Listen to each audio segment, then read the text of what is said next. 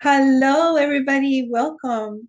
Today, I'm going to be talking about Munay-Ki, and I will be talking about shamanic tools and shamanic practices. Hello, Adam. I'm grateful for Adam to come forward. So nice. My legal name is Marlu. I go by Lumira, and I am a priestess of Aphrodite and of Mary Magdalene. I'm a shamanic life coach, and I work with people in their healing. So depending on what their condition or their problem, their situation is, I adapt my modalities. And this is why I am doing this webinar, is for you to learn some of the tools and some of the practices you can use in your own work and for your own life to heal yourself or heal others. And also, I will be doing a program. It's a whole year, it's 12 months. And in this program, the people who do come to this program will be initiated to the Munay-Ki rites. And then I'll explain what Munay-Ki is in this webinar. And that is hugely healing for every person that takes it. And people who take the program will be able to give the Munay-Ki rights to others to help the world, to help other people. So today, are you excited? Have you been working with any shamanic tools? I know Marilucci does. I know Adam does. I've heard of Molly doing some work there, here and there. Can you tell me what you do, if any, and what interested you in this class? And we'll make it brief so that we can start. And just take off the mic so you can talk. Well, I guess I can share with you. Can you hear me? Yes. Okay, perfect. Hi, everybody. So nice to see some familiar faces, and thank you, Marlo, for putting this together. So briefly, I don't believe in myself or call myself being a shaman. I'm very respectful of that title. So I'm just a conduit, a connector. We do some groups for psychedelics, and we do work with plants. So we have been experiencing in that for the last almost a little more, 7 years since I practicing in that path myself personally, and find that it is very transformative, and when it's done with very respect and sacredness, it can bring a lot of healing to people. So it's just being a conduit. So the healing happens on their own with an open heart. So that's me. Thank you for sharing. And it's very good. I've been you talking about the Munay-Ki, so I'm very curious and wanting to learn more about it. So it's a lot of out there to keep growing and keep learning. Thank you, Marlo. Absolutely. Absolutely. And you said two things I'd like to talk about. And one of them is you spoke about not mentioning shaman, being a shaman, because I mean that's not right. No, none of us are shamans unless we're born as a shaman. However, we can use shamanic tools for our practices to help others and help ourselves. And that's not bad. We can do it with, as long as we're doing it in sacred ceremony, we're doing it with honor, we're doing it with respect. And if we're doing something that is particular to a tribe, that we ask that tribe for to agree for us to use it. And that is one of the things that Munay-Ki has, is that Munay-Ki has been okay to come to the Western world. And so we can use Munay-Ki in our practices without, we're not really doing any harm to anybody. We're actually doing a lot of good. Does that make sense? Yeah. It's raining here, so I'm going to get closer so you can hear me better because it's loud. And if we have any kind of internet problems, I'd like to give you my phone number so you can text me your phone number or your email so I can get back with you. Okay, please, if you would write it down. My phone is 305-527-7030, 7030. Okay, does anybody else want to share?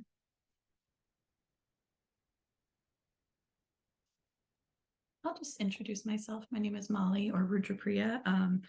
I'm trained in Kalinatha Yoga and in a lineage that has Indian and Hindu origins, but I am here to cultivate my relationship with Mother Earth.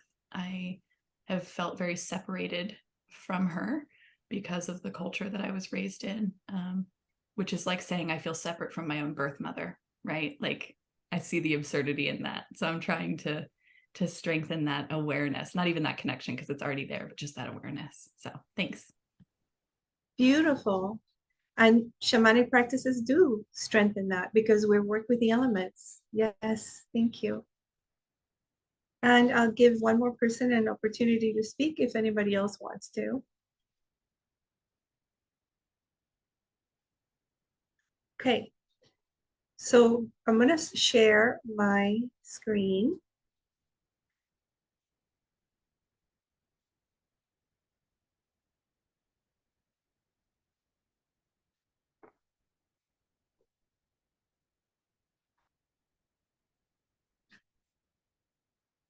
For those of you who don't know me, my name is Priestess Lumira. I, just like my co-facilitator, Ace and Wolf, we are past life regressionists, Reiki masters, but most of all, we've worked with shamanic tools and practices for 3 years together in our business called Peace, Love, Wisdom.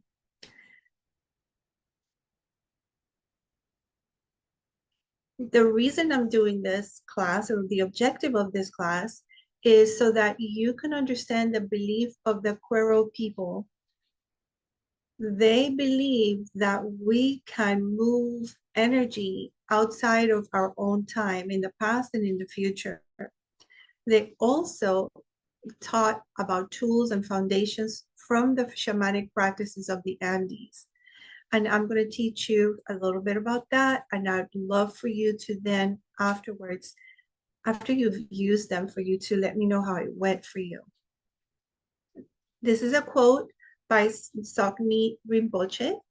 Simply let experience take place very freely so that your open heart is suffused with the tenderness of true compassion.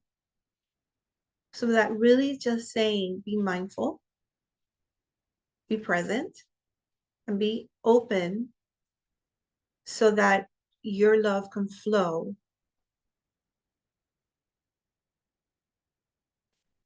This is the key to being a shamanic practitioner, is bringing love to your practice. What is shamanism? It is the religious practice of indigenous people around the world. And it's created for healing and to connect to the natural world, to connect to the elements, fire, earth, wind or air, and water. And in some indigenous tribes, we connect to the ethos or spirit. We connect to Mother Earth in many areas, not just in the as an element, but also as a part of ourselves. So we talked about who is a shaman, and it's a person selected to be a healer in a tribe. And that person heals people through rituals and ceremonies. A shaman in a tribe is selected by their people, and is selected by their people because their father, their grandfather, their lineage has been shamans. They've been holy men and women, medicine men and women, and they are trusted that they have that lineage in their blood. So we use shaman, we don't use it loosely. We use, behind shaman, we use shamanic practitioner, shamanic life coach. We are not calling ourselves shamans. Shamans connect to the forces of nature. They provide healing and they provide guidance. They use plants, they use animals to help us. And by animals, I don't mean like physical animals, but energetic animals like our archetypes and the energy that those animals bring. Some of you might know about spiritual animals. You might have heard that we all have a spiritual animal.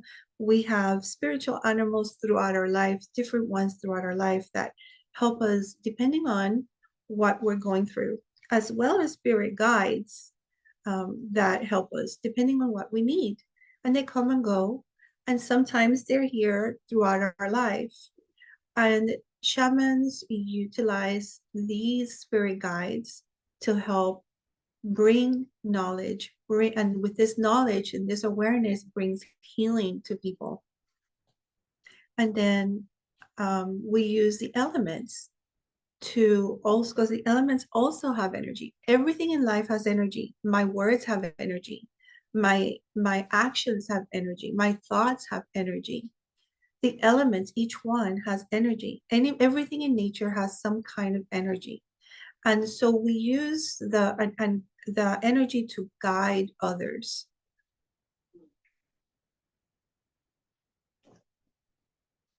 Many shamans are born with the capacity to act as curanderos, as masters of living energy.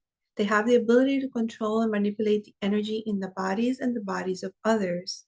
And they carry healing energy, often manifested through the hands.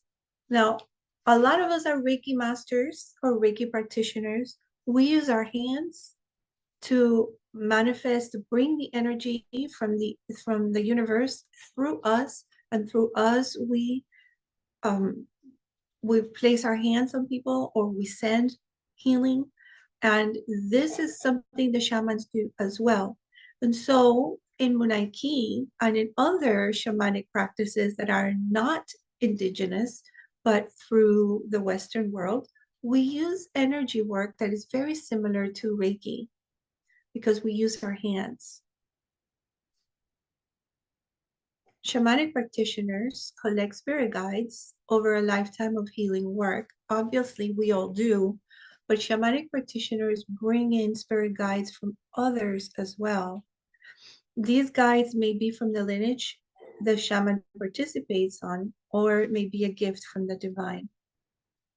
We, all of us here, unless you are a shaman by birth, you would be a shamanic practitioner, and you would be bringing guides for yourself and for others, and you'll be able to heal many people with the spirit guides. Pretty much what we do is we stand aside and we let the guides work on the person. We guide the person with an occasional input, and we hear and we see what comes up so that we can bring that message over to our clients and then allow the clients to do something with that message. We believe as shamanic practitioners that every person has their own answers, their solutions. They just don't know how to get to that answer or solution. So we are the messenger that will bring the message that will help them become aware of what their next move will be.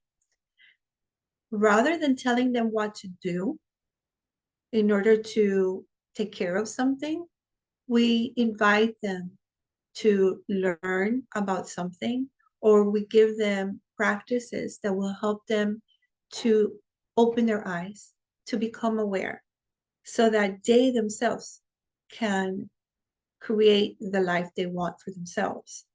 Some people are not ready to hear an advice, and it is better to not give advice, especially when it's not wanted, but rather to invite others to do something that might, and you could even ask, will you allow me to give you my point of view and give you a message? Like that kind of work is done that way. So we're not we honor the person, we honor the divinity of each human being that comes to us, every client that comes to us. And so by honoring them, we are allowing them to come up with their own answers.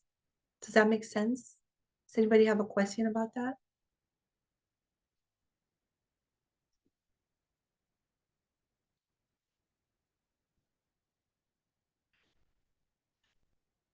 So practitioners and shamanic life coaches, like you and me, may not be indigenous or born shamans, but we do use the tools. We use the credit of the tribe, or we will say we will credit them when we're using it. For example, if I'm using a peace pipe and peace pipe belongs to the Lakota tribe, I will have the Lakota tribe chief know that I have a peace pipe that belongs to them and give me the okay to use it. And I would credit whenever I work it, I would credit, this is a peace pipe of the Lakota tribe. I would mention them and always get acceptance from them. This is something, shamanic sight is something that we start to feel in our lives. It starts to develop in our lives when we start using shamanic tools and we start calling ourselves shamanic practitioners. We start to develop some psychic senses. And in the program that I'll be doing for a year, we work on developing our psychic senses. We work on our vision, we work on hearing, we work on knowing, and we work on sensing it in the body, using our intuition. Shamans also can interpret signs from nature. Now, this is really something that shamans is very, very shamanic. And I don't work with nature per se, but there are some of my students who have been able to go into nature and interpret signs from nature just from learning and developing their psychic senses. So if you have any shamanic blood that you don't know you have, when you start to develop psychic senses, you may be able to also interpret signs from nature. And when we're talking about the different types of healing, shamanic healing, the medicine wheel is one. Journeying with drums or rattles, and today we're going to do a journey with drums. Also with medicinal plants and psychotropic plants, and I believe Marilucci was talking about that's what she does. We can use tools like incense and pipes and feathers.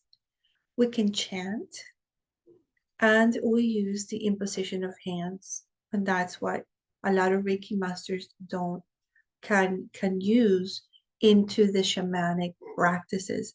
Reiki healers, Reiki practitioners can use the imposition of hands, even if it is Reiki or prana or whatever they call it, as part of the shamanic healing. So I'm going to talk a little bit about the medicine wheel. It's a map, and it has the north, east, south, and west, the 4 directions. And now it's always represented by a spirit animal. And of course, each tribe has their own.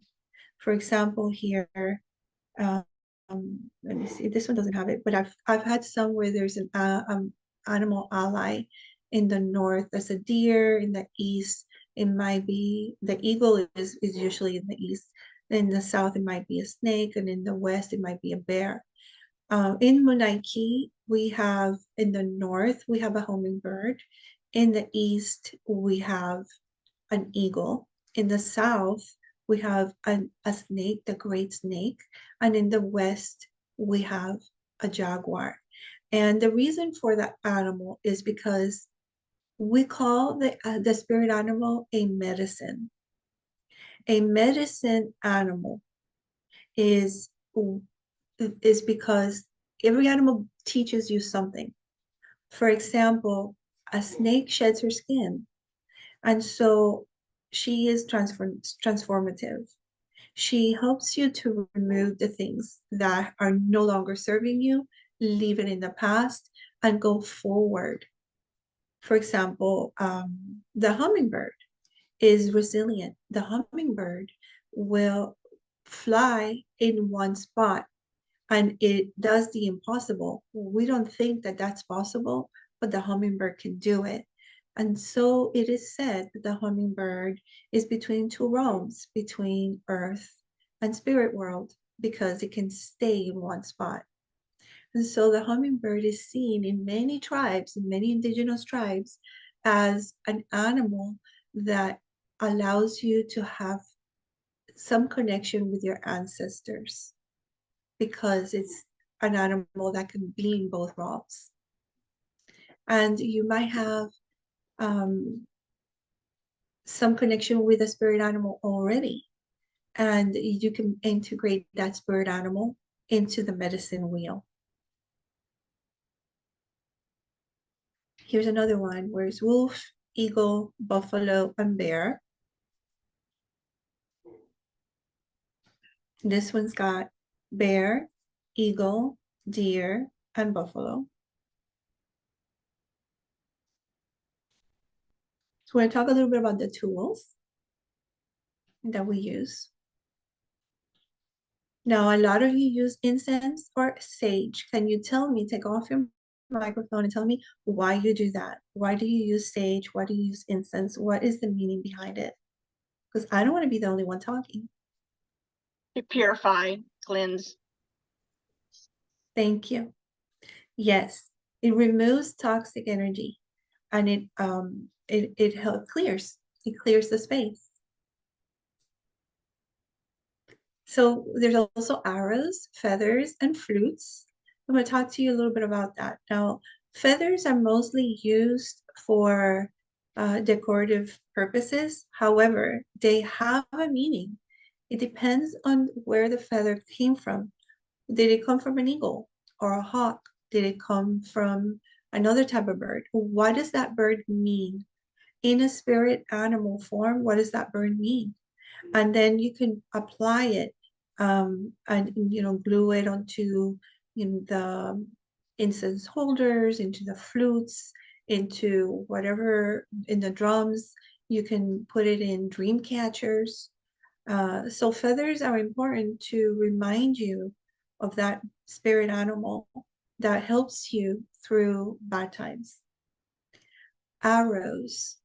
Arrows are used specifically to bring your life force into the arrow. And there's an exercise that I do with the Munay-Ki program, where we bring our life force into one arrow, and we keep one arrow, and we have another arrow, and the other arrow, when we need to release it because of bad energy, toxic problem, we're having trouble at home, we see that there's things going on in the house that are not in our lives, that are not working, we can take the second arrow and that has our life energy, and we can talk to it and tell it, I need you to release all of this bad energy. And then you can throw it out in nature, release it, and with it release all that toxic energy that has been circling around you. So arrows are something that you can use with your clients, and you can tell them, you would tell them to get 2 arrows, and the feathers that they choose for the arrows have a meaning, so you could talk to them about the feathers as well, and then have one for themselves, and that arrow can be on their altar, and that will have their life force, and you can point it to, like, give it the goal or the dream that you want to achieve this year and every year thereafter. So it'll be part of your goal setting. It will be part of your dream. When you see that arrow, it's telling you, you've got a goal, you've got a dream, this is your purpose. And so you have it in the altar. The other arrow is the one that you give to clients for them to release any toxic energy. Does that make sense? Have you ever heard of anything like that? Okay, so I gave you a tip. I'm glad. Yeah, I want to give you a lot of tips today. Flutes. Flutes are used when you know how to use the flute to get into a trance state or to set the mood. You can also use a flute that's already in YouTube um, or a music app, and just listen to it first, see how you feel with it, what it brings to you, and you can use that music when you're doing shamanic journeys. Ceremonial pipes are used to celebrate a treaty or to offer peace or friendship. For example, let's say that Molly and I are having have had a a discord, and I might decide that I'm gonna not worry about it. It's not about winning, it's not about being right. I've decided that Molly and I need to be friends. And I come up to her and I send her a peace pipe. And when she receives it, Molly understands that it's over, it's behind us. I am offering a peace between us. A ceremonial pipe is also an offer for prayer. So if you're in a circle and you're meditating, you're praying, I'm not praying, but you're meditating, you're talking, you're maybe teaching, and the ceremonial pipe comes forward, then everybody knows it is time for prayer. And then you can also use it. And I have used this with my kids, guys, not with the ceremonial pipe, but just any object. And I've said, okay, guys, this is a peace pipe. And I've had them use any object that they like, a teddy bear or what have you, whatever's in my reach. And I said, okay, this is your peace pipe. And when they know that when they're holding the peace pipe, they can talk about anything without judgment. They're not going to be interrupted until they're finished. And when they're finished, that peace pipe that they're holding is then placed back on the table. And then the next person will pick it up and tell their story from their point of view. And they won't be interrupted. And everybody gets to be heard. And nobody gets to defend themselves or blame another. They are coming from their story so that we can understand each other in the family nucleus. And this also works when you have a circle of women or a circle of men, a circle of spirit, a spiritual circle, and there's whatever is happening, because things happen because we're human, you can offer them to talk it over in that way without any judgment. And it's just said, it's put out there, but we don't try to fix it. We don't try to work it. We don't try to find blame, and we don't try to defend anything. This is how I see it. This is how I felt. And here it's your turn. Does that make sense? Okay. Drums and rattles. Rattles and drums, because of the shake, because of the energy movement that they give, they break up stuck energy. I use a rattle. And guys, I have used non-shamanic rattles. Believe me, when I went to see my daughter in Davie, my adopted daughter, when she moved into the house, she asked me to bless her home. And I didn't bring my rattle. So she handed me a plastic empty water bottle, and then we put ice in it. And I shook that thing around that house. And what you do when you use that rattle or whatever you use to make noise is for blessing a home, after you've done a blessing, after you prayed over it, after you've sanctified the home, and you go around the house, and you go outside in the periphery first, and then you go to the middle. As you go through every room, you can either be chanting, you can be praying, you can be blessing, whatever works for that particular client or person. And in her case, I just, prayed over, with angels. I brought angels to her home. I brought angels to her windows and her doors and her roof and her floor and all around her. her walls so that she would be protected, so that only 100% pure light can come through, and those who come with good intentions can come through. And so as I was saying that prayer and bringing the angels in, I was rattling in every room. And what happens when you're rattling is you are feeling the wrist and you're hearing the sound. And as you walk, if you feel any difference in the way that you are moving the wrist, if you feel any like heaviness in the wrist, or if you hear a difference in the rattle that from one room to another, there's a stuck energy somewhere where you walked in and there was a difference. And so now you know that in that place there's stuck energy. You're just not going to leave it like that. So what do you do to not let that energy dissipate? What do you do? Does anybody know?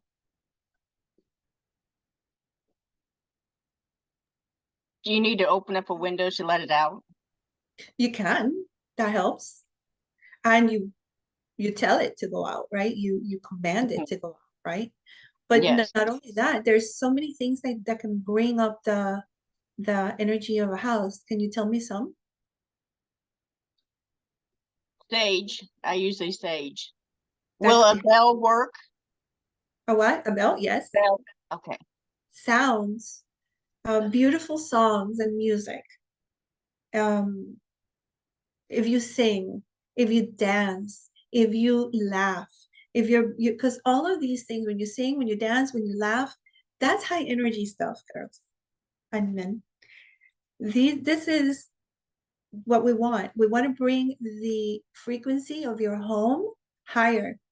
So by bringing your own energy, you are bringing the energy higher in the home as well. So music, dancing, singing, moving around, saying love songs or, lyrics, hugging, telling another person you love them. Those things will bring the frequency higher. But also, I use the rattle too, and I shake it, and I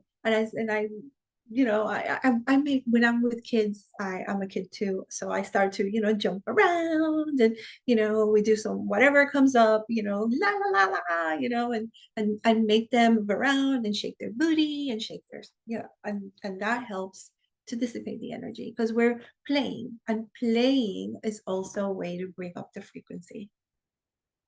Okay, any questions?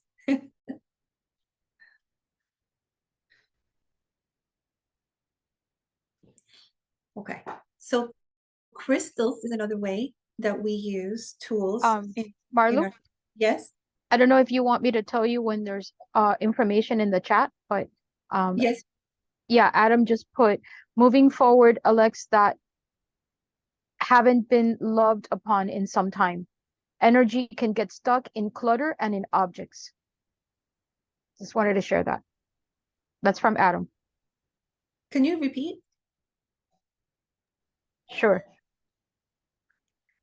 He said, moving forward elects, moving forward elects that haven't been loved upon in some time. And it says energy can get stuck in clutter and in objects.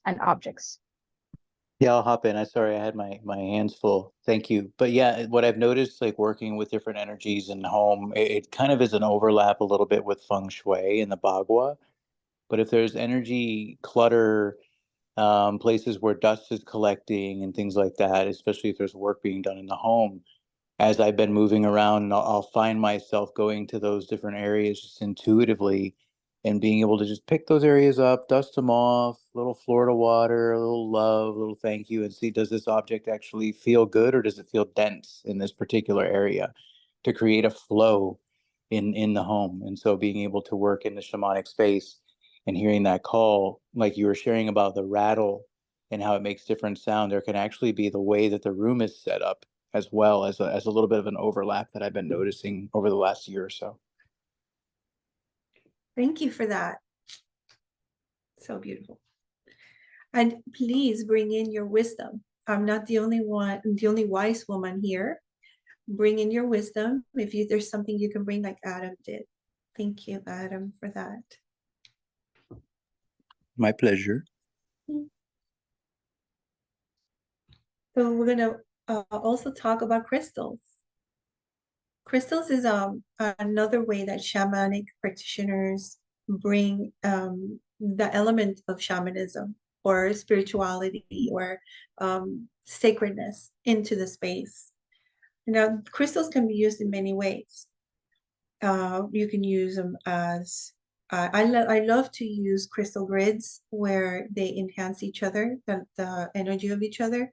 You can use crystal grids in every part of the house, but you can also have your client hold a crystal, or you can do a Reiki practice where they're laying down and you put crystals around them, where the crystals are working to enhance the energy of what you're doing, the healing that you're doing.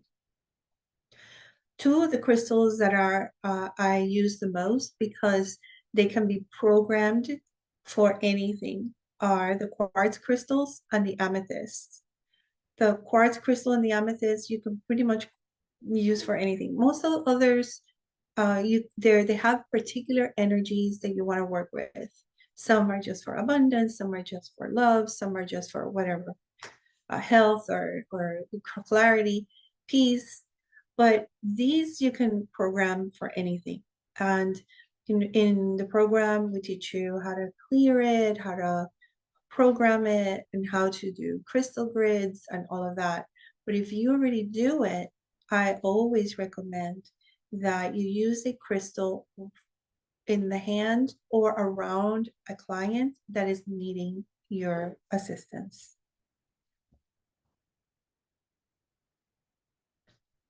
Okay, now we're going to go into pie stones. So pie stones is something we use in Munay-Ki. And again, I'll talk to you about Munay-Ki a little bit later. The pie stone is a small circular stone. It looks like a donut. As you know, a torus or a circle represents never ending. It represents completeness, but never ending, never like infinity. It is a symbolic energy of light, of wisdom, and it also, a pie stone can also serve as a portal. So it allows you to transmit energy through. When you hold a pie stone, the pie stone, you program the pie stone to do your energy work, your healing energy work. And then through that circle in the middle, through that hole in the middle, you would be breathing your energy in. And so if you breathe energy through the circle and you have something behind it, you are enhancing your life force and the energy of the pie stone that you've brought into the pie stone, that healing, into that surface or that person. So pie stones are used in Munay-Ki for every rite. We have 9 rites in Munay-Ki and we use them for every one of them. Here explains that you a little bit about the Ouroboros, the serpent of light, which swallows its own tail, constantly creating itself in the form of a circle. This is from ancient texts, and it's also the spiraling of our DNA, the building blocks of our life. So we're talking about a circle that is used in honor of life itself. So I'm going to teach you how to activate a pie stone, but this also works for any crystal. You can either, there's many ways, but I'm going to show you one. You can activate it by anointing it with a specific oil that you might have. You can also easily just pass it through incense. You can leave it by the moon, on the full moon. Or you can journey with it, putting it in your hand, lifting it into the light of the upper world, meaning the sky, the heavens, the cosmic energies, and allowing the divinity, the divine, to move through that pie stone or crystal that you want to activate.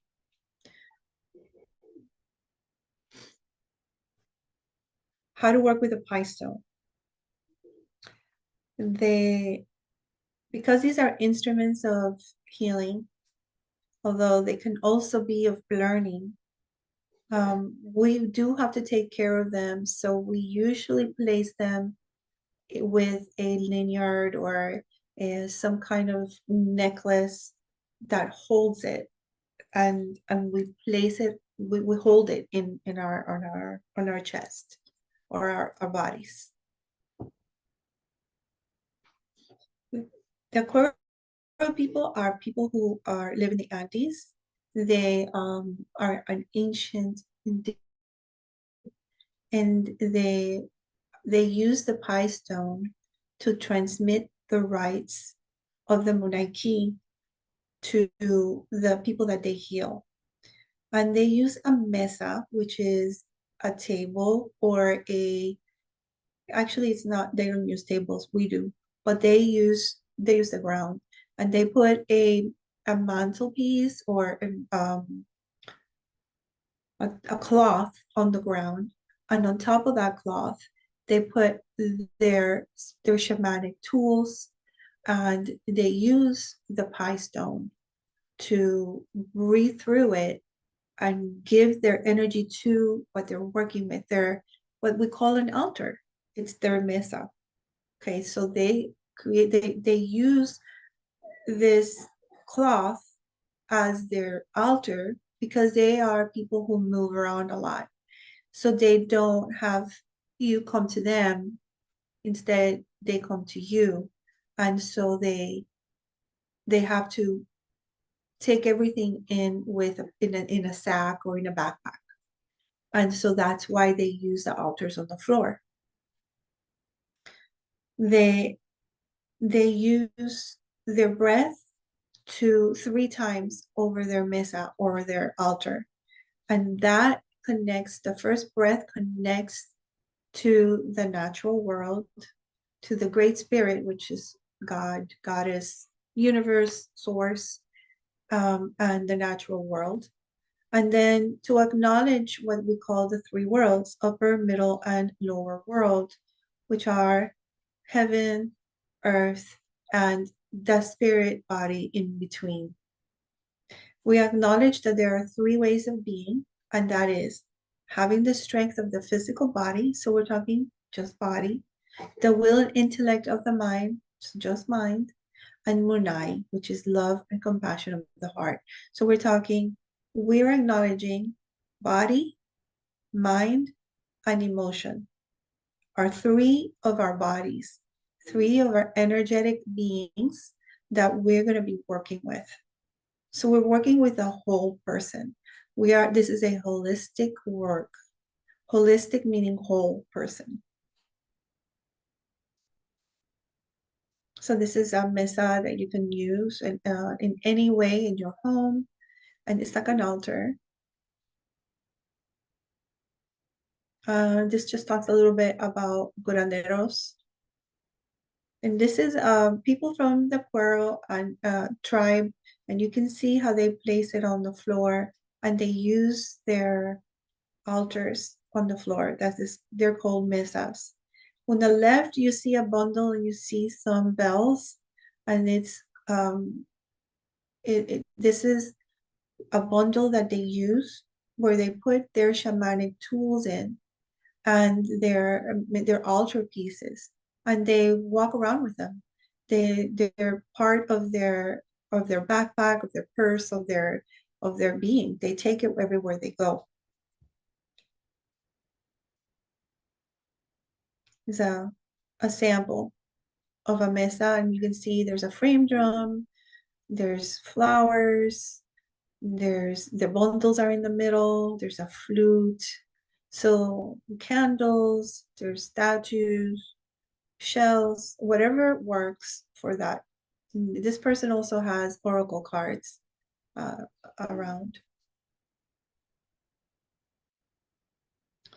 So the Pacocuna is a type of priest of the Quebec people that live in the Andes Mountains in Peru. They are direct descendants of the Incas, and they have maintained the traditions and the heritage. They operate their rites through over a mesa like the one that you saw in the previous pictures, and they use a closed bundle, which they call a paco. They don't open it most of the time because they're always moving. So all of their shamanic tools that they want to use that have already been sacredly worked with, that have been prayed upon, that have been that are sacred to them, are inside this bundle, which they call a paco, and they put that bundle in the middle of the mesa, and they don't open it. Everything is already there. So they don't have to use an altar with everything around it and have to put everything little by little. Everything is inside their paco. And you can use it either way. You can have a bundle, or you can have your altar, and however you want to use it. Now the kujas are the things that are in it. The pacos have kujas in it. What is a kuja? Is anything that is sacred to the shamanic practitioner. Something that you found in nature, something that was told to you when you were in meditation or journey to bring to your altar, or that maybe another shamanic practitioner gave to you, and those things go in the bundle, in the paco. So each kuja is bundled depending on the type of style of healing that is performed on the client. So if you do decide to have different pacos, so you would have kujas or tools that would be used for healing, for something. For example, in this case, it shows here that they are divided into three places. In the left campo it's where we release the dense energies. Is where we work with moving any energy that doesn't belong. So we might have a paco there with bells, with incense, with sage, things like that. And those are representative of releasing dense energies. In the middle, we work with balance and integration. And in the right, we work with raising the energy and bringing good fortune. Now, this is a typical mesa, but we as shamanic practitioners don't have to use that. We can just have an altar or mesa specifically for the circle or work that we're going to be doing tonight. If tonight we're going to be working with bringing in love or bringing in peace or whatever we decide on, we can have already opened up a table or a mesa or even an altar on the floor where we have all of our shamanic tools that are for that specific thing, peace and love. Does that make sense? Have I mixed up anybody, confused anybody? Everybody good? No, it makes sense very much. Thank you. You're welcome. Yeah, thank you. Ceremonies that are becoming popular. And it's because the feeling after a ceremony is you feel fulfilled, you feel healed, you feel that you've transitioned from who you were to who you are now after a ceremony. And they affect us. They affect us psychologically, emotionally, and they help us to remap our brain. Remember, our brains is just neurons, and they're just firing away. And what we think and how we work with things, how we resonate with things, how we manage things is how those neurons will react.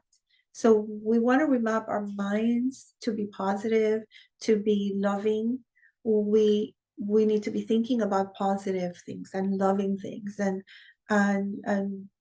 reframing all the time when we feel any kind of urge to judge. We realize it, we become aware, we bring it back, and we say, we bring it back. We map our mind so that we allow people to be. We accept them for who they are. We forgive them for any errors we've felt were an error for us. We just allow people to allow them to put their hair the way they want, the tattoo they want, say the words they want, and live the way they want, pretty much. So after the ceremony, shamanic ceremonies, it's much easier to retain your new way of being, because with ceremony comes an integration part. And in integration, we start to really consider, why did I get that vision? Why did I hear that thing? Why did this person say this to me at this particular time? That was not a coincidence. And so you start to recognize and become aware, and then you become anew after every ceremony. That's why it is so popular. So these are some of the things that the shamanic practitioner will do. They open the ceremony, they manage the energy in the container. I know it sounds easy. Adam can tell you it's not. They facilitate the activities that are going on around there, and they close the ceremony. So those are really what they're doing. But it's a lot harder than that, because managing the energy in the container takes more than the shaman himself. Most of the time, there's someone there also helping to maintain the container. Isn't that right, Adam? Sacred space. Yeah, yes, that's someone that's everywhere all at once. Kind of hard. And I really do appreciate all the work you do. All right, so sacred space. What is sacred space? When you hear sacred space, it's a space where we contain the energies we're going to be bringing into the ceremony. It's essential that people feel safe.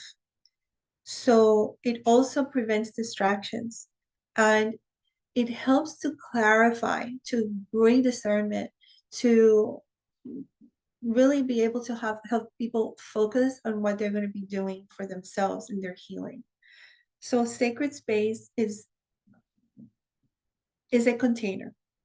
And we do this by calling in spirit guides or angels or goddesses or elemental beings, the elements themselves. And we call them in the quarters, north, south, east, and west. And there's a specific way to do it. And this protects the circle, protects from the above all the way to the below, from the all the way around you, so that you are in a space where you know that nothing is going to enter except that which is for your highest good during the time that you are there. And at the end, after all is said and done, and the ceremony is finished, then the shaman will disperse that energy back to its source.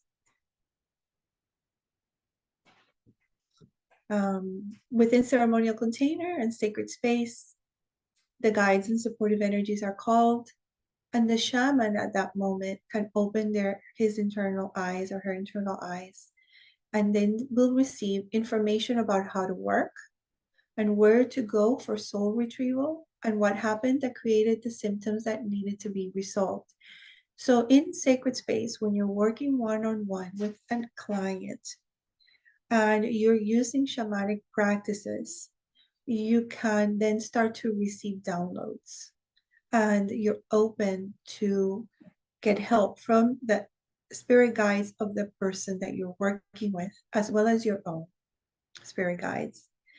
And when it says here where to go for soul retrieval, I'm going to talk a little bit about soul retrieval in a moment. Guides will help give blessings. They will help you feel lighter and clearer. And they're individualized. The guides will individualize the blessing they want to give you when you're in sacred space. If you have what we call a curse, it's really just energy that's stuck, guys. I don't believe in curses so much. That it's not a curse, but more like somebody comes to you and tells you, this is happening in my life. I'm being harmed. I feel this. Yes, there's such things as energy vampires, people that take away your energy, most of the time they don't even know they're doing it. They need your energy in order to be able to move forward or to survive or to feel better about certain things that are happening in their life. And they take your energy without you even realizing, or even they not the most of the time they don't realize it. When that happens and you feel like you're low in vibration, or you have blocks, or you have anything like that, you might go to a shamanic practitioner. And really what the shamanic practitioner will do is create sacred space, and then they will work with the energy that they feel is around you, remove it from you, whether it's by cord cutting or doing a journey, taking back energy that you left around, maybe in your childhood or in a particular event in your life. Let's say that you had a car accident, and after that car accident, you've never been the same again. Not physically, you walk and everything, but you just emotionally not the same person. The shamanic practitioner can take you to that spot in space of time and have you return that energy back to you, that person you were before that car crash, and bring whatever pieces were left in of your energy, which is part of your soul, back to you, so that you can feel whole again and be that person you once were. So those are things that you can learn to do as a shamanic practitioner, and that shamanic practitioners help to do. This is what a curse looks like, or it looks like, when you get Christmas lights and they're all twisted up and you don't know how to get rid of them. They just like all twisted up together. That's how it looks like. It feels that way. And for me, it feels like it's in my upper abdomen. Some people have it in different places, but I feel it there. And I have to realign myself and remove it, and I do it for others. Does that make sense? Do you have any questions about it? I'm going fast because this is just an introduction, but I do want to do a journey with you. Any questions? Soul retrieval. This is one of the main forms of healing. We were talking about that just now. And it's usually a traumatic experience, and it can be from a past life, not just from this life. And it's just locked away and unavailable to you. But then you go there and you pick it up and you bring it back, and you bring in the positive from it. And pretty much the shaman's job is to locate that last part and return it. And as shamanic practitioners, we can also teach our clients to locate their lost parts and return it to themselves so they can be healed and whole without you being present. So giving the power back to people, raising them and recognizing their strength and their power, and letting them know that they have that ability. Soul retrieval is one of the ways shamanic techniques increase the plasticity of the brain, making it easier to stick with positive, success-oriented thinking. This comes back to the neurons, thinking positive. It changes the way your life reality becomes, because your mind is changing, and as it's changing, so is your reality. A shamanic journey can be taken by the shamanic practitioner on behalf of the client also, to retrieve something the client needs to bring to their life, or to resolve something. It can be channeled, it can be recorded, and it's a type of meditation where you're guided by visualization or traveling to a particular place and having an experience. So we're going to do a shamanic journey at the end of the webinar. When is past life resolution needed? When you feel extremely connected to someone, even when you want to stop being connected. You have had bad experiences with someone, over and over, and yet you still feel like you're connected to that person. Why do you want to be connected to that person when they're hurting you? What is it? What's going on? You might use a cord cutting, but it may not be enough. You may need to go to a past life. When you're feeling blocked or oppressed in your life, when you have painful thoughts that you cannot explain, fears, when your sexuality is inexplicably, you know, not who you were before. Why did it happen? Nothing happened to you sexually, yet you feeling like your sex appeal, your sex drive is not there.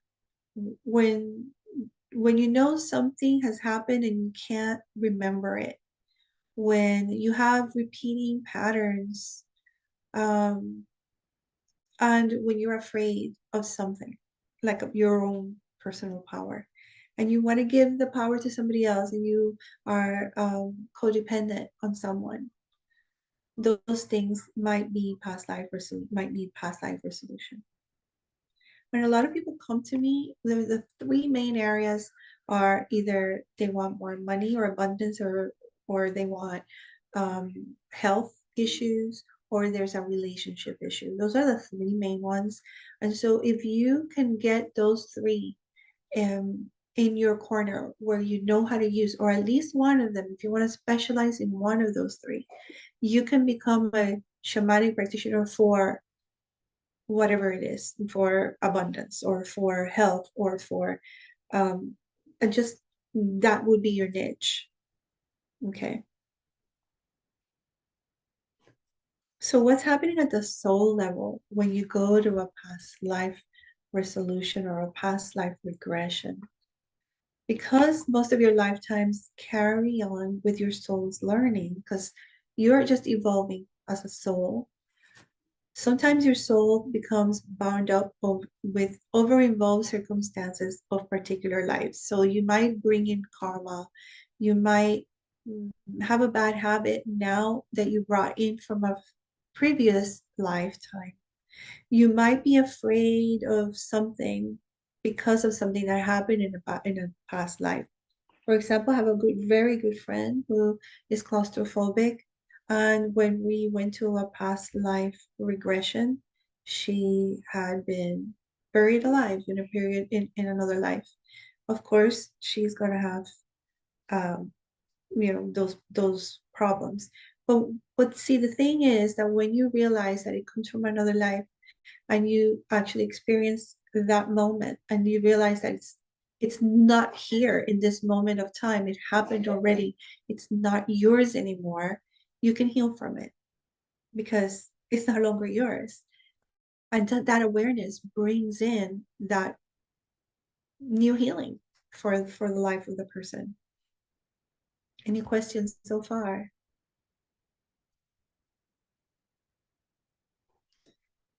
Okay. If you've had highly sensitive physical body or psychic abilities and were traumatized, if you had circumstances of your death that were complex or traumatic, a lifetime involved black magic or cursing, or mental illness resulting in incomplete processing of the lifetime's experiences. These things are, of course, the worst things that can happen from a past life. And in a soul level, today, in this life, they can influence you. So having a past life regression or going to a shamanic practitioner for soul retrieving, or even an Akashic record reading can help.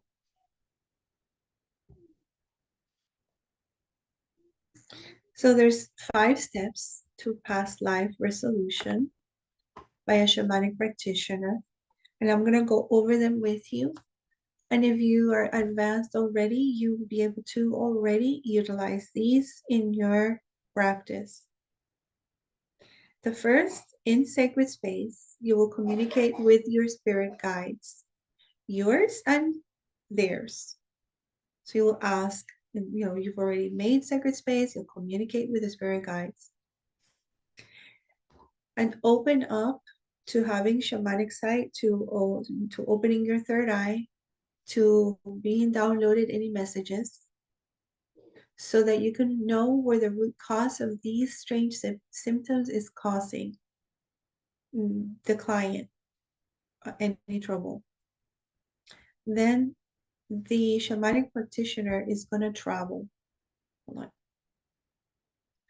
Go back. Sorry.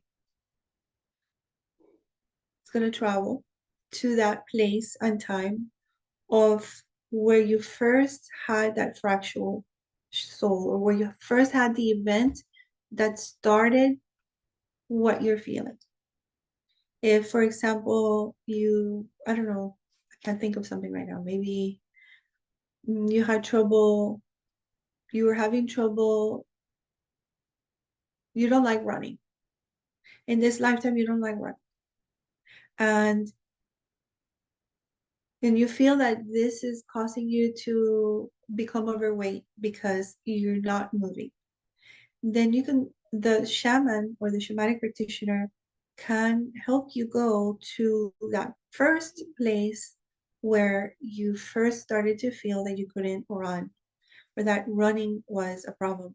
And maybe in that past life, you were persecuted and you ran all of your life.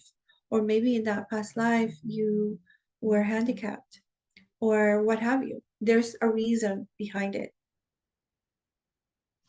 The shamanic practitioner then will unbind all the energies and heal you on a soul level.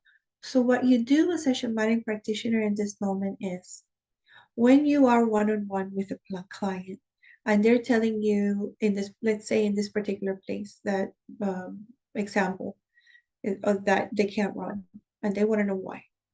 And you get from your spirit guides and theirs that there was a past life where they had, I don't know, whatever happened to them, that you are going to see why. And you're going to immediately get a clarification as to what they need to do in this lifetime in order to put away that thought. So in that case, it could be that maybe that person had a lifetime where they were in a wheelchair all of their life, or in bed, they spent their whole lifetime in bed. Then they don't feel like they're capable, or that they deserve it, or they feel shame around it, or they feel that they're just not capable. And so if they have all these feelings and now you know what it's from, you can then start to work with that person's self-esteem, recognizing that they have to first realize that they are able to do the thing they say they don't want to do, that they have the capacity to do it, that it's not that they can't, it's that they don't want to. And when they see that there's stuck energy there of that they don't want to, and that it's because of a past life, and they're free from that now, they can then open up to a whole new freedom of, now I can walk right, I can walk left, I can run, I can jump, I can dance. Which of these do you want to do first? And let's put music, and let's shake our booties, and let's do this. And you get to move, and you get to run, and you get to dance. And I want to see you dancing, and I want to see you jumping, and I want to see you move your shoulders, and I want to see you move your feet. I want to see you move your knees. Do this with me. I'll do it with you. Does that make sense?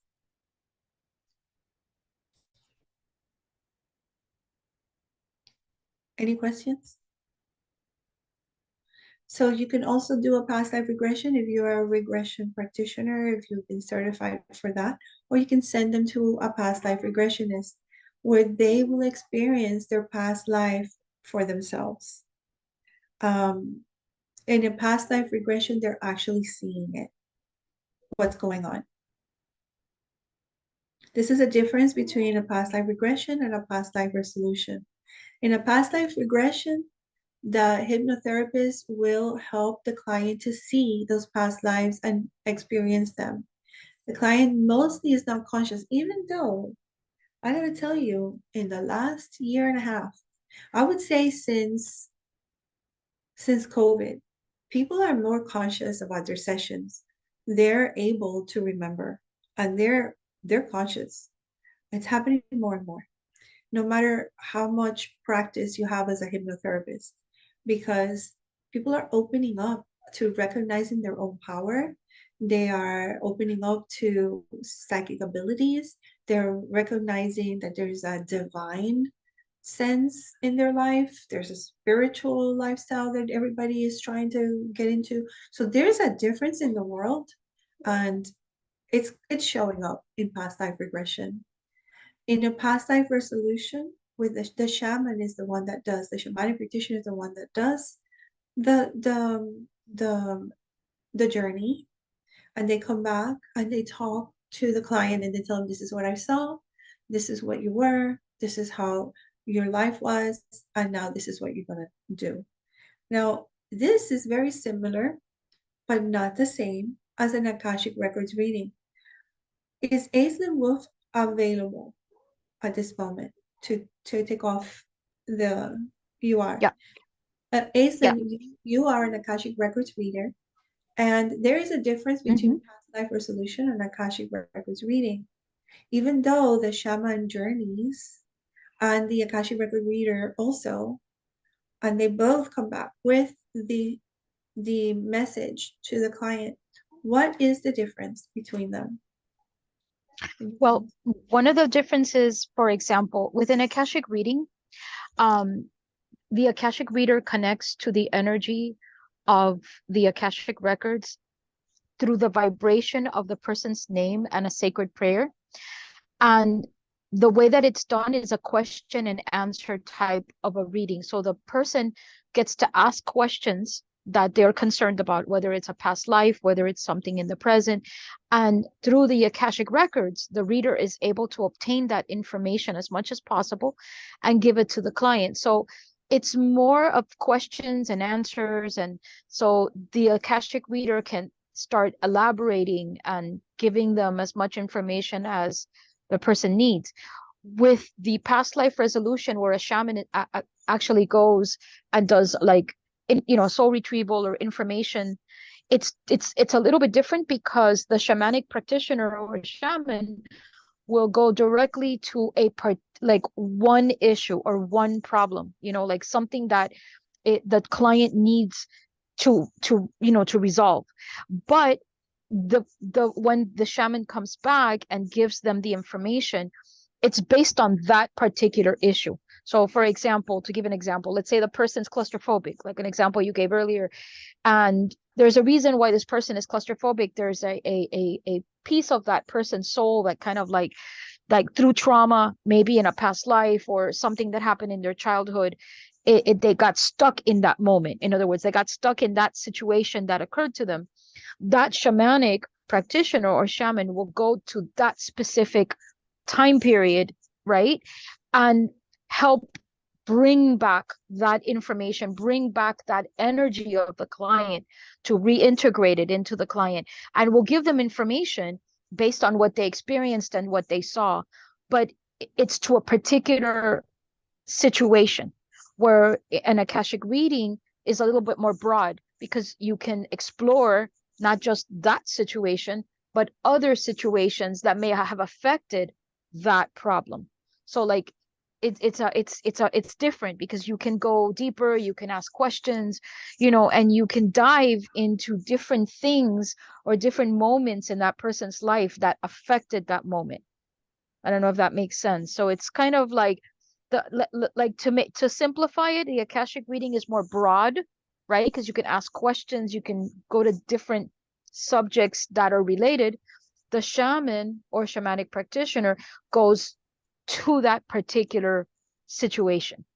So it's like more specialized, I guess you could say, more like, one problem versus multiple problems or multiple And I want to add issues. something to that. The shamanic practitioner will bring back an energy of that soul to integrate it into the person, back into the person.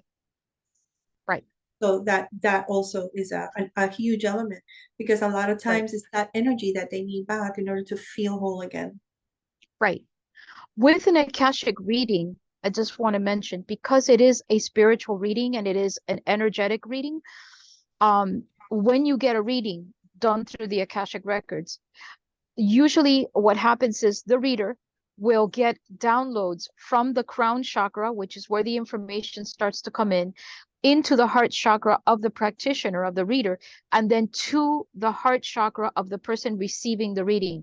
So they do receive energy, they do receive healing, and it does sometimes like unblock energy, but it's kind of different from a soul retrieval type of energy that a shaman or a shamanic practitioner does. So it's similar, but not exactly the same. The way that the shaman or shamanic practitioner does it, the person gets to like she's saying, like reintegrate that energy back into their soul. So it is more powerful, more intense, more what's the word I'm looking for? More I guess more healing in the long run, right? It's because it's a powerful practice. It's very, very powerful. So they're different. They're complementary because they work in similar ways, but they're different at the same time, and they have different functions. So I hope that clarifies. Thank you. You're welcome. Okay. So I would like to now continue with, I want to talk to you about Munay-Ki. I was going to talk to you about coaching sessions, but let me go through this, because you might, if you're a coach, you might consider doing shamanic coaching sessions too. They are never going to be less than 60 minutes long. And you always want to check in with your client for the first 5 minutes, and then reflecting at the end, like an integration of what happened at the end. You always prepare with sacred space, bringing protection from the spiritual realm, use sage, and use shamanic tools.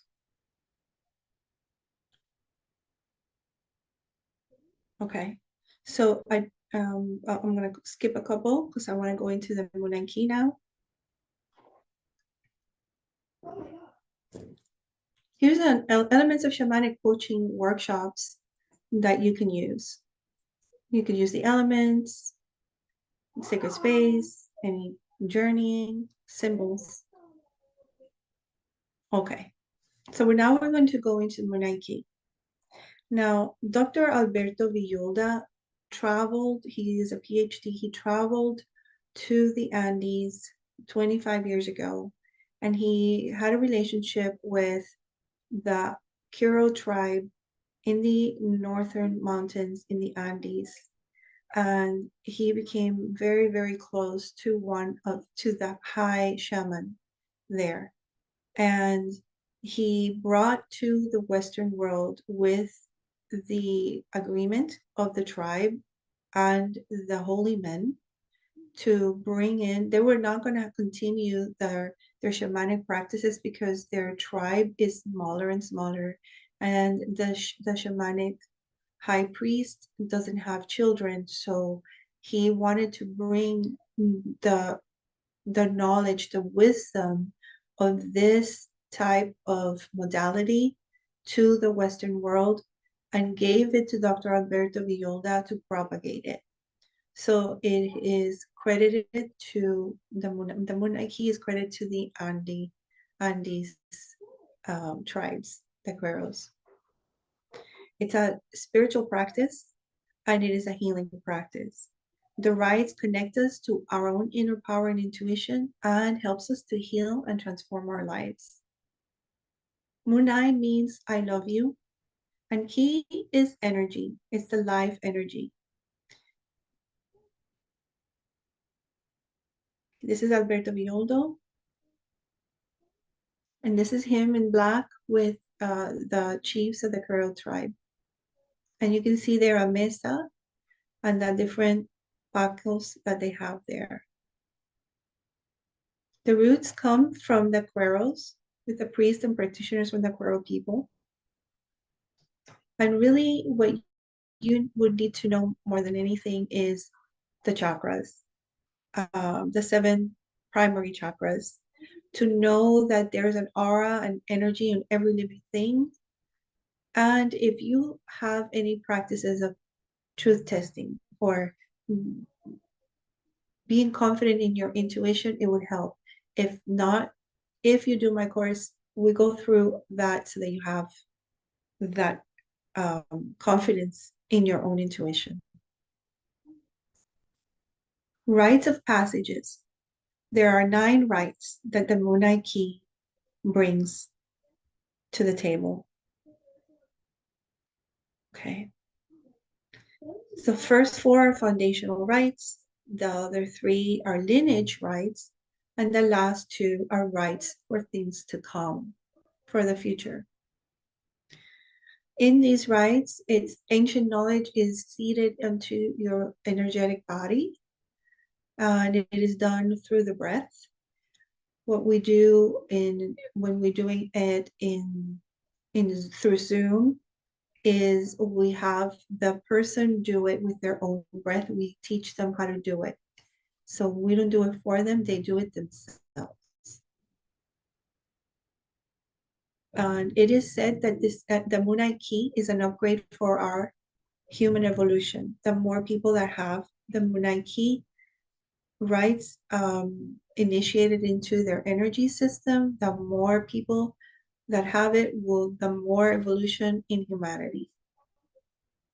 There's been prophecies about it, that we will become homo luminous, and Munay-Ki is part of that. And they've come to the Western world because here in the Western world, there's a lot of disconnection, and it is necessary in my eyes. So we're going to talk about the first 4 rites, the foundational rites. They're called the Healer's Rite, the Bands of Power, Harmony Rite, and Seer's Rite. The first rite is called the Happy Blessing, and it comes from the Quero people. It activates your ability to positively affect the people in the world around you, connects you to the lineage of Earth Keepers from the past who assist us in our personal healing, and heals wounds of the past and our ancestral line during meditation and sleep time. So you take the first rite, and when you're sleeping, your ancestry line is being healed. Connects you to luminous beings. The second rite, now mind you, there's 3 weeks that have to happen between the first rite and the second rite. And from the second rite on, it's that you have to have 2 weeks in between them. In the second rite, that is called the Bands of Power, is 5 luminous belts that are woven into your energy field for protection. So this is what it looks like. We teach you how to bring these bands onto your energetic body so that you are protected from here on. And they have a color, they each have a color, and we work with your energetic body to seed it into it. So you can see how earth, water, fire, wind, and light are placed into your energy body. And the third rite is called the Harmony Rite. Here we have a transmission of the 7 archetypes into the chakras. Now, these 7 archetypes, I'm going to talk to you today about 4 of them. I think I have all 7 here, but I don't think I'm going to talk to you about just the first 4. But these are archetypes that bring energies in different energies to you. And they really take away. The Harmony Rite is really to get rid of any sludge, that you have, any toxic energies, and what we call psychic sludge, and throw it out of your energy system so that new light can come through and clear it up. The fourth rite is called the Seer's Rite. The Seer's Rite is practiced in many forms, in many areas, but a lot of indigenous people just have the Seer's Rite, while the Munay-Ki has 9 rites, the Seer's Rite being the 4th. and it works on your cerebral pathways, especially in your third eye and your visual cortex, to awaken your third eye, to awaken your ability to perceive the invisible world, to awaken you to be able to see spirit world. And it helps you to have the strength and courage to be able to walk through it, and knowing that you are always protected. Okay, so then we have the lineage rites, which are the fourth, fifth, and sixth Daykeeper's rites. Fifth, sixth, and seventh. Daykeeper's rite is it helps you to connect to your divine feminine. It helps you to practice peace. It helps you to step beyond fear. It helps you to work with the flow of every day. And it connects you to the women in your ancestry. In the sixth rite, it helps you to connect with your inner masculine, step out of time, become steeped in the medicine teachings. It helps you to recognize the parts of you that need to harmonize and balance. And it also connects you to the masculine ancestry. And the seventh rite is the Earth Keeper's rite, connects you to a lineage of archangels that are the guardians of our galaxy. This one, because I'm so close to angels, an angelic healer, I love this one. It really feels beautiful. It feels heavenly. And then the rites to come are the eighth and the ninth, the Star Keepers, the Creator rites. Star Keeper rites anchors you and keeps you safely to the time after the great change that was foretold in 2012. Our physical body begins to evolve into Homo luminous. What this means, ladies and gentlemen, is that you start to recognize that your DNA is shifting into the 5D. And the Star Keeper's rite helps you to connect to that who you will become, who the humanity will become. And the ninth rite is the Creator's rite. And this one helps you to love, to connect, to anticipate the needs of anything that is within nature, that is created by Source.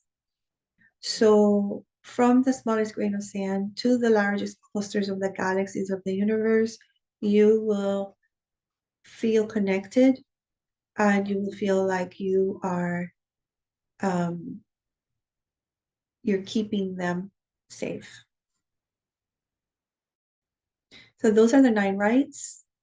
Each one is given on a separate month, and it is done with the power animals that I mentioned earlier: the serpent, the jaguar, the hummingbird, and the eagle, each one bringing in their own medicine.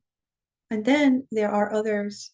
When we're doing the higher rites, these are the others that we use, the archetypes that we use, and I would explain that with more detail in the program when you're doing the rites, who they are, why they're important.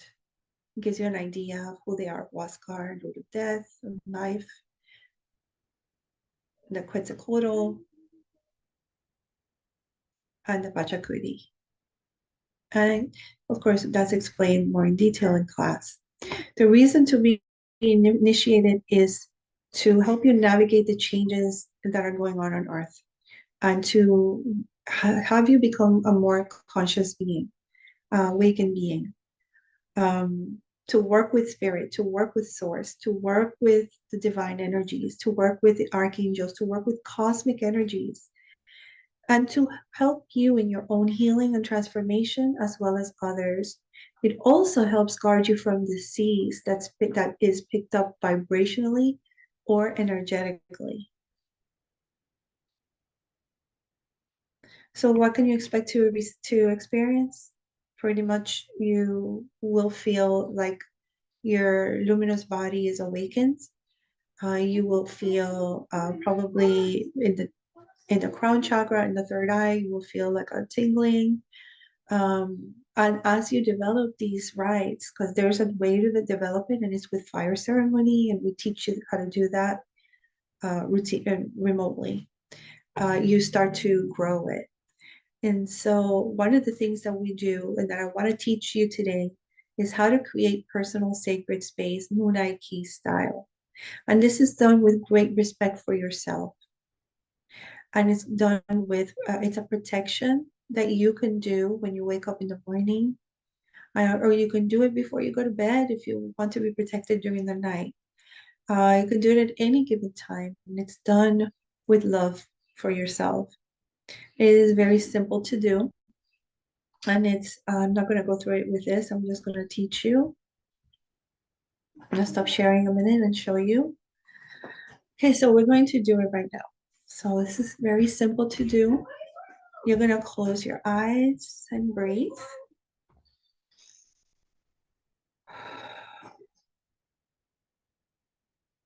And you're going to gather, you can open your eyes now so you can see, you gather in your hands. You're going to come to over your head. And here on the 8th chakra, you're going to feel an energy ball, like an energy there. Feel it like a ball. You feel that energy, you feel that the heaviness of it. And when you do, I want you to grab it and you're going to place it around you, all the way down to, if you're sitting, it could be to your knees. You can also bring it down to your toes. And you're bringing that energy all the way down. And now bring your hands together in prayer position. The right being the masculine, the left being the feminine, putting them together into harmony. And breathe and stay inside this cocoon that you've created with your own energy. Imagine it golden, rippling waves like water, bringing you warmth, bringing you protection. And nothing can get into that field unless you wanted to. And you can say out loud, only that which is 100% pure light can come through. Or you can say out loud, only that which is for my highest being, well-being can come through. Only that which is for my lessons in this lifetime can come through. And while you are in this cocoon, in your own personal space, nothing can touch you. Physically, psychologically, emotionally, intellectually. This is your personal space. And I want you to hold this personal space right now. And as you hold your personal space, I want you to call in your spirit guides, the ones you don't know, the ones you do know, the ones that have been with you all along, and those who are with you now for your particular struggles at this moment. Call them in, tell them they're welcome in your space. As guides, as protectors.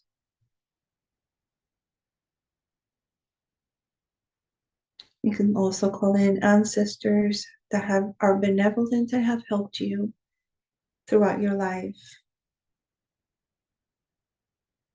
And in this space, we can then journey. You can open your eyes and stay in that space for the rest of the webinar, which we only have like 20 minutes left. Okay. I wanted to go over fire ceremony, which we can do from home as well. But we can, if you're interested in doing the Munay-Ki program with me, before we do the journey that I want to do with you, I'm going to just tell you that I do have an offer. If you want to do the Munay-Ki, stay with me because we're going to do the journey in a moment.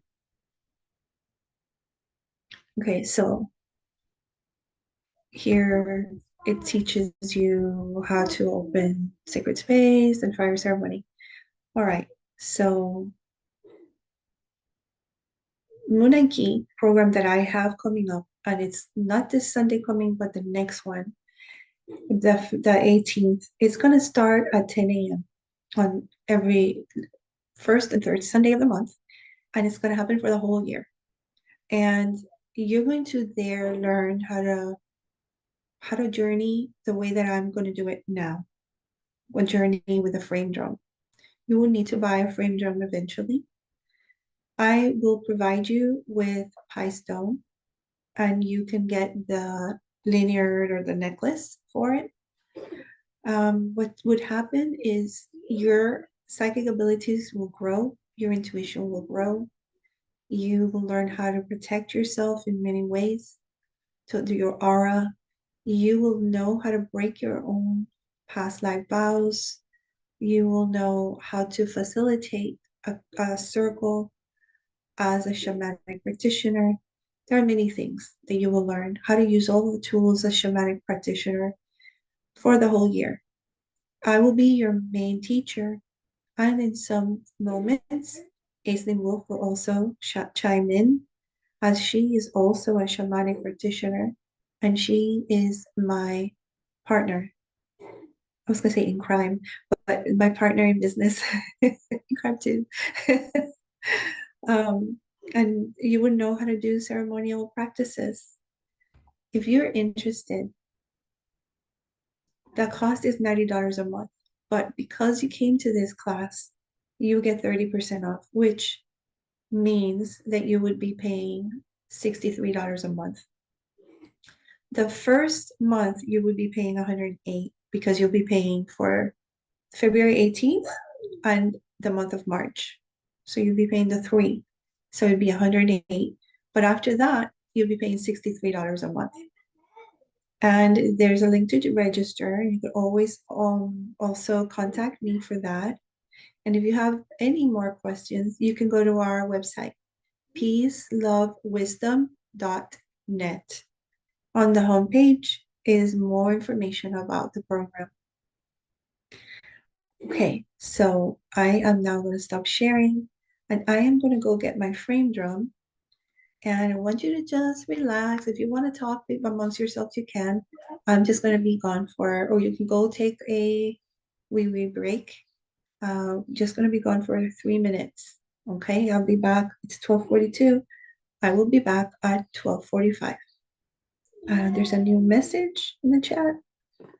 You can't click the link in the presentation when it's on the screen. Can you share it here? Yeah. Thank you. Sure. I'll come back. I'll take the break. Okay. Stop sharing here.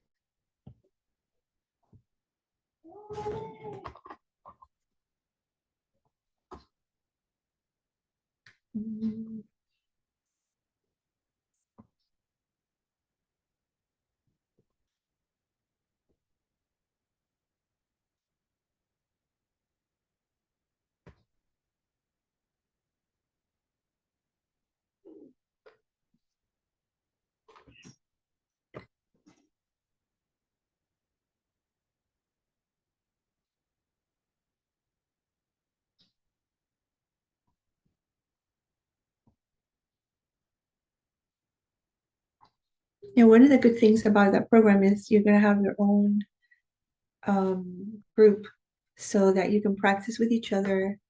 You can, it's so much nicer to have a group when you have a class because you're working out the kinks as you are practicing.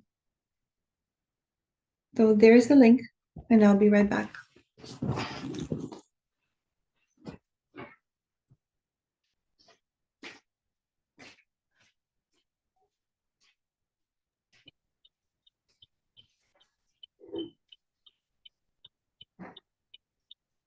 Hey, everybody. We're signing off. We got to make a stop. I'm losing battery, but I'm a definite yes to the group. I know I put it in the chat, but I wanted to speak it. So those who pick this up could clue dear sweet Lou Marie in, I would appreciate it. Thank you. Florida, here we come. Thank you.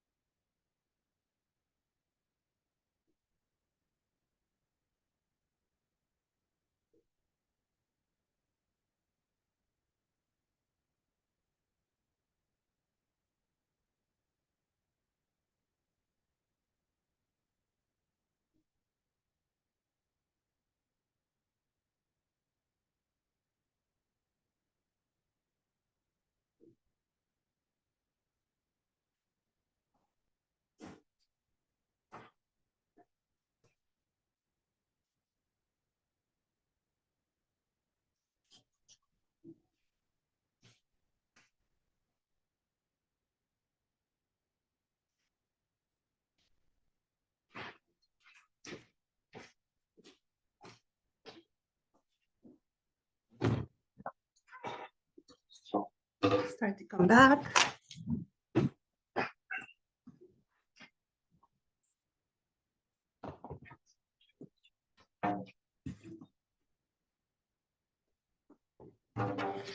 Let me know when you're ready.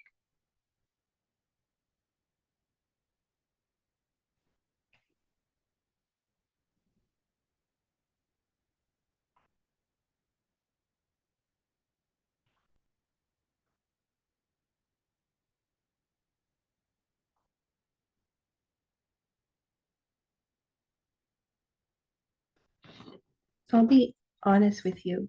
When I do shamanic journeys, I usually have a plan, and the plan goes haywire while I'm doing the journey because I'm feeling other things need to come through.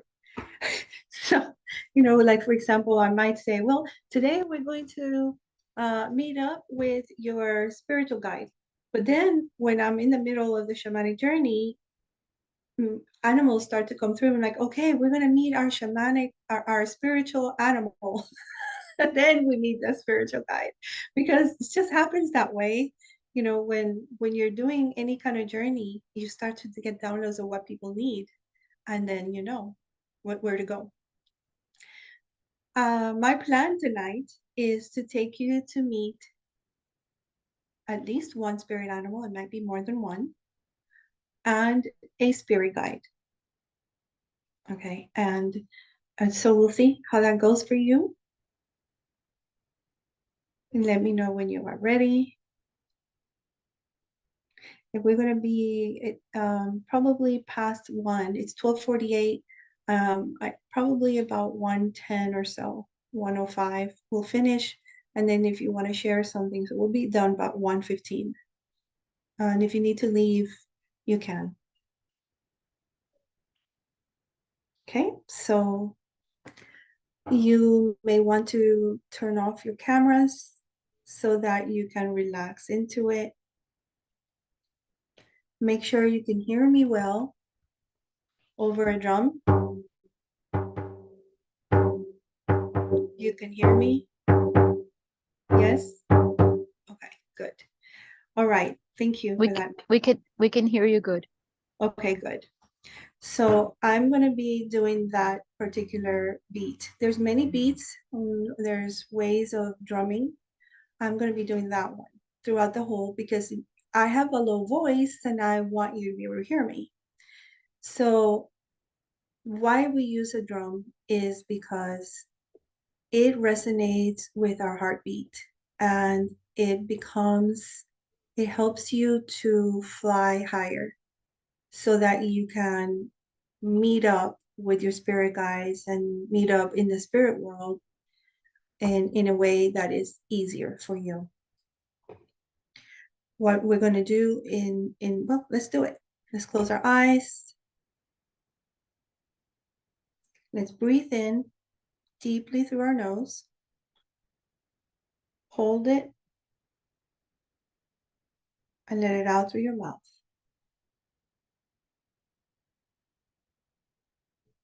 Breathe in through your nose. Hold it. Let it out through your mouth. And again, you're going to breathe in through your nose. And you're going to hold it to the count of 10 and out. Relax your body into the chair or bed.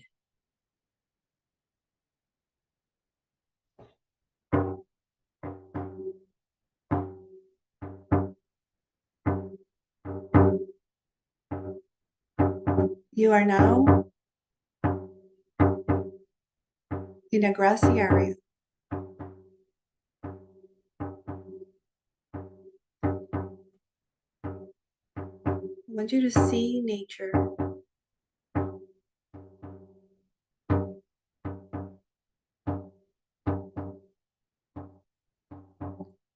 You're seeing butterflies. You're seeing flowers.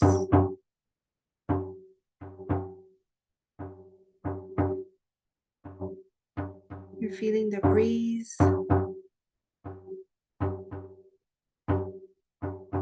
You smell salty air. There's a beach nearby. And you start to walk. As you walk, you come across furry animals. You come across winged animals.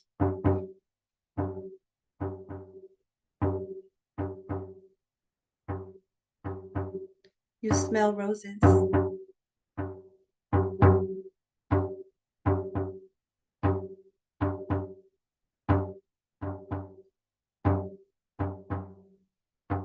In this journey you're taking,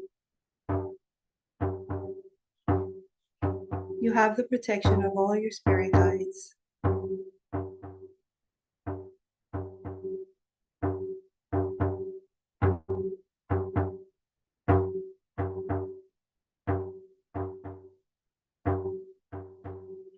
Keep walking.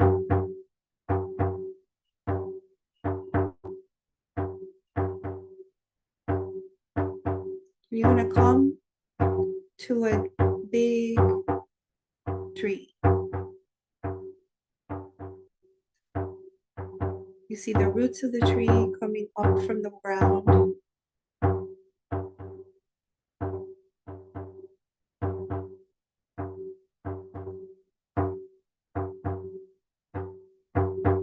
You see that the tree has beautiful leaves, long leaves, falling down to the ground, and they feel like a wall of leaves.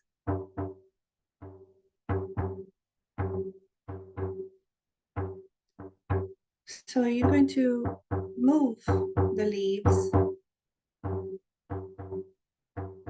so you can enter.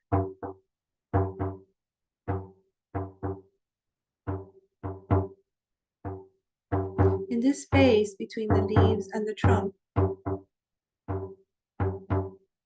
there are rocks, and these rocks are in the shape of a spiral staircase going around the tree.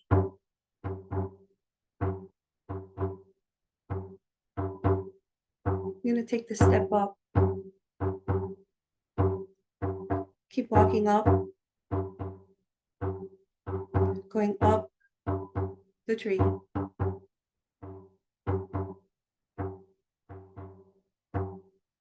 When you reach the lower branches,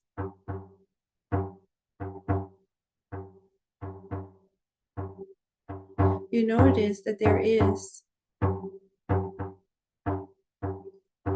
a door. This door is like a basement door. And you lift the flap up and you place yourself inside the tree. The tree is big inside. It feels warm. It feels safe.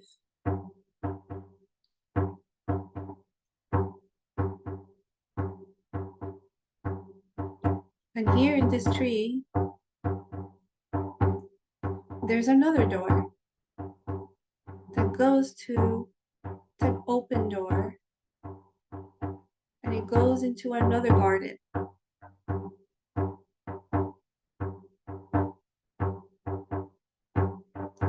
This garden, your spirit guides make their way first before you. When you walk through,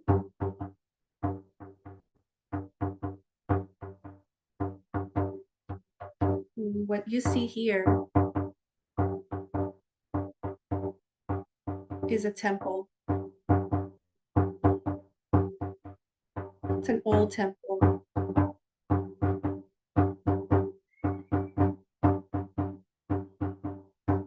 The spirit guides stay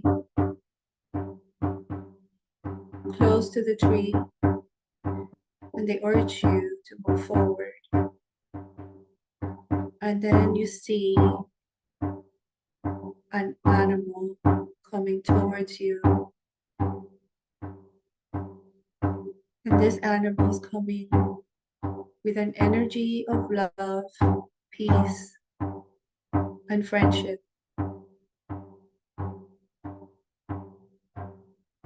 This animal is coming to take you to the temple.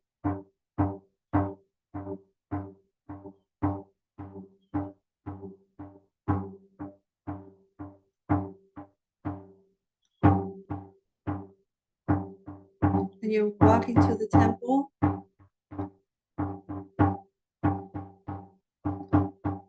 enjoying the spirit guide animal.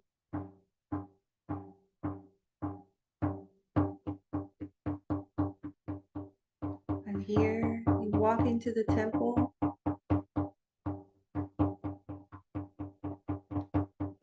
and here you're going to meet a spirit guide at the door. He walks in, she walks in before you.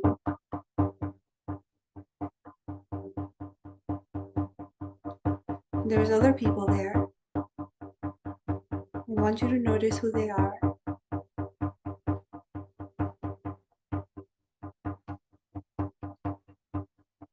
Now I want you to have a moment to speak to this spirit guide.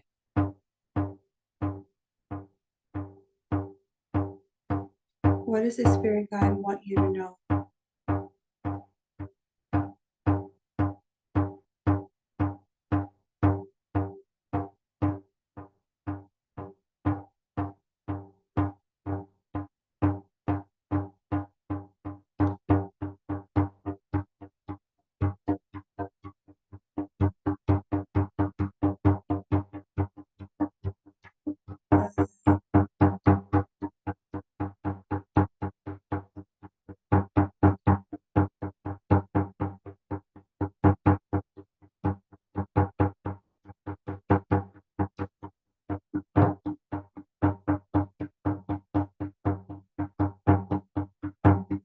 Is there a gift for you? Yes. What is the gift the spirit guide is giving you? What do they offer you?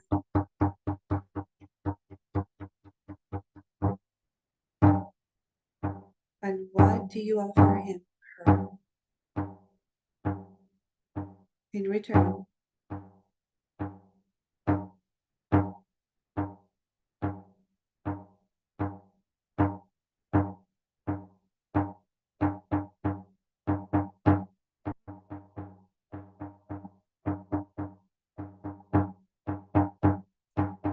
Take some time to talk to the people who are there, to spend time with your spirit animal. Get to know them. Find out why they're helping you. What is the purpose?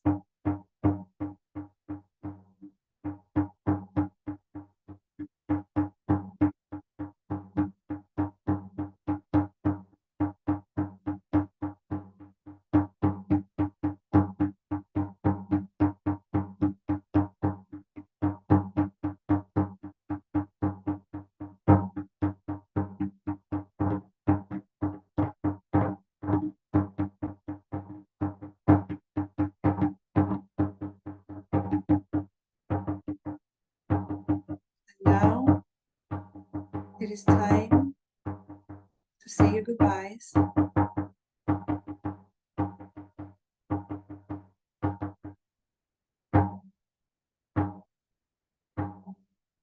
Say your goodbyes and walk back. Bring your spirit animal with you out of the temple.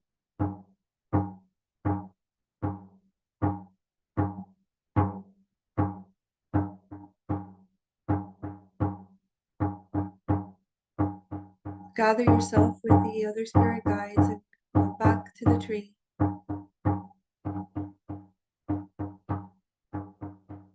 Go through that doorway and up the trunk.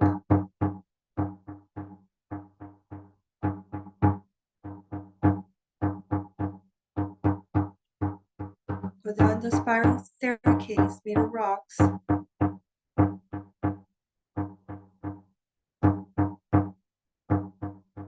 Keep going down. Cross the barrier between the leaves and the tree.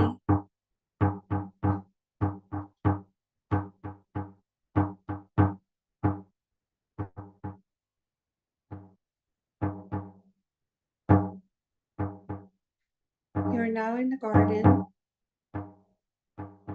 with new experiences.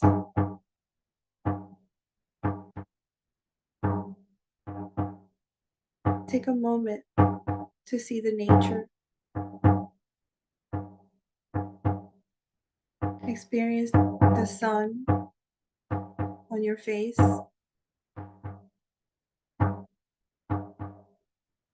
The wind, the breeze.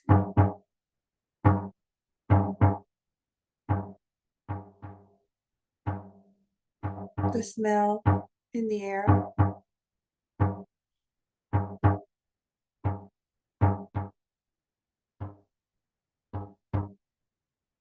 Sit on the grass.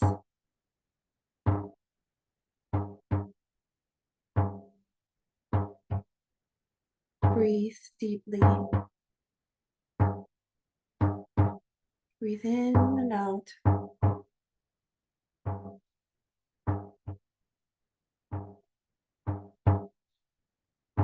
And when you're ready, come back.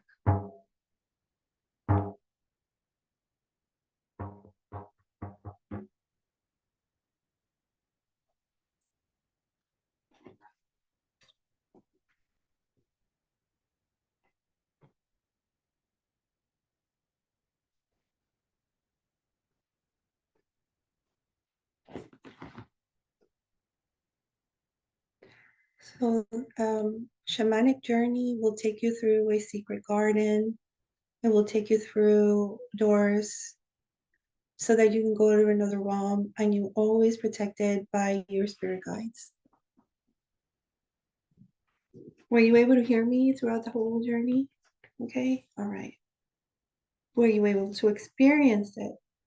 Meet your guide, meet your spirit, your animal. You were, okay. Does anybody want to share what their experience was? And I will go ahead and stop recording so that you can share without feeling like anybody's going to hear you. I'm going to now complete the recording.